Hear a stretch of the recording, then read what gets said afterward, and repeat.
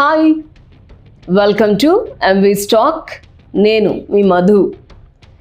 Accident వార్తలు వినని రోజే ఉండడం లేదు. రహదారులు రక్తసిక్తం అన్న హెడ్లైన్ ఎన్నిసార్లు చూసుంటామో లెక్కే లేదు.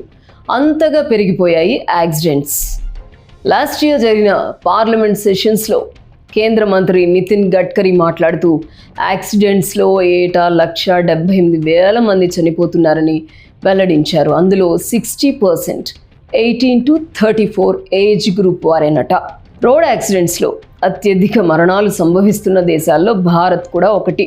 నిజానికి 2024 చివరి నాటికి యాక్సిడెంట్స్ని, వాటి వల్ల సంభవిస్తున్న డెత్ రేట్ని 50% తగ్గించాలని టార్గెట్గా పెట్టుకున్నారు. కానీ అవి తగ్గకపోగా వాటి సంఖ్య మరింత పెరిగింది. గతంతో కంపేర్ చేస్తే 4.5% యాక్సిడెంట్స్ ఇంక్రీజ్ అయినట్టు లేటెస్ట్ రిపోర్ట్లు తెలియజేస్తున్నాయి. రోడ్ సేఫ్టీ మెజర్స్ ఎన్ని తీసుకుంటున్నా సరైన రిజల్ట్ ఉండడం లేదట.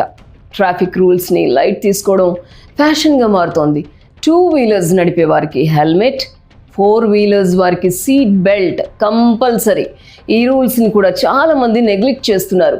హై స్పీడ్తో వెహికల్స్ నడపడం, ఓవర్టేక్లు, సిగ్నల్ జంపింగ్లు, డ్రంక్ అండ్ డ్రైవ్లు, ఫోన్లు చూస్తూ డ్రైవింగ్ చేయడం, ఇవన్నీ కూడా ప్రమాదాలకి కారణమవుతున్నాయి. ఇటీవలి రోడ్ యాక్సిడెంట్స్లో 70% ఓవర్ స్పీడ్ వల్లే జరిగాయట. యాక్సిడెంట్లో ఎవరైనా చనిపోతే వారి ఫ్యామిలీకి అది లైఫ్ లాంగ్ ట్రాజడీనే. కనుక ఇలాంటి ప్రమాదాలను నివారించడానికి ఉమ్మడి కృషి చేయాలి. ట్రాఫిక్ రూల్స్ని అందరూ ఫాలో కావడం అనేది ఇందులో ప్రధానమైంది. ట్రాఫిక్ చట్టాలను పకడ్బందీగా ఇంప్లిమెంట్ చేయడము ఎంతో అవసరం.